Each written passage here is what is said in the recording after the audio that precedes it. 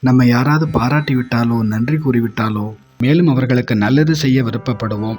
நம்மை குறை கூறிவிட்டாலோ நன்றி கூறாவிட்டாலோ கூட மீண்டும் அவர்களுக்கு உதவி செய்ய யோசிப்போம். அப்படித்தான் இந்த உலகமும் நம்மிடம் எதிர்பார்க்கிறது. ஆரோக்கியம், செல்வம், நட்பு, உறவு என எதில் நாம் பிரச்சனைகளை சந்தித்தாலும் அதற்கு முக்கிய காரணம் அது பற்றிய நன்றி உணர்வு குறைவாக இருப்பதுதான்.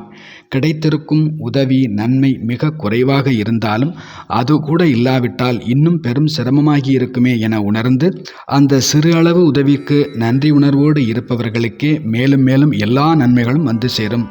Gratitude is the open door to the abundance. நன்றி உணர்வே எல்லையில்லா வளங்களை பெறும் வாசற்கதவாகும். இதைத்தான் வள்ளுவரும் திணை துணை நன்றி செய்யினும் பனை துணையாக கொள்வார் பயன் தெரிவார் என்கின்றார்.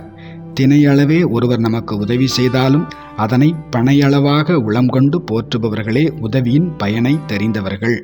குறை கூறுபவர்கள் நாடி வரும் நன்மையையும் விரட்டி விடுகிறார்கள். நன்மையையே கண்டறிந்து நன்றியுணர்வோடு இருப்பவர்கள் எல்லா நலங்களையும் வளங்களையும் அளவின்றி பெற்று மகிழ்கிறார்கள். காலையில் எழுந்ததிலிருந்து நாம் தொடும் ஒவ்வொரு பொருளுக்கும் நன்றி கூறுவோம். சந்திக்கும் ஒவ்வொரு மனிதருக்கும் நன்றி கூறுவோம். இயற்கைக்கும் இறைவனுக்கும் கணத்திற்கு கணம் நன்றி கூறிக்கொண்டே இருப்போம். நன்றி அறிதலே மாயாஜால மந்திரமாகும். அது எல்லா அற்புதங்களையும் நமக்கு வழங்கிட காத்திருக்கிறது.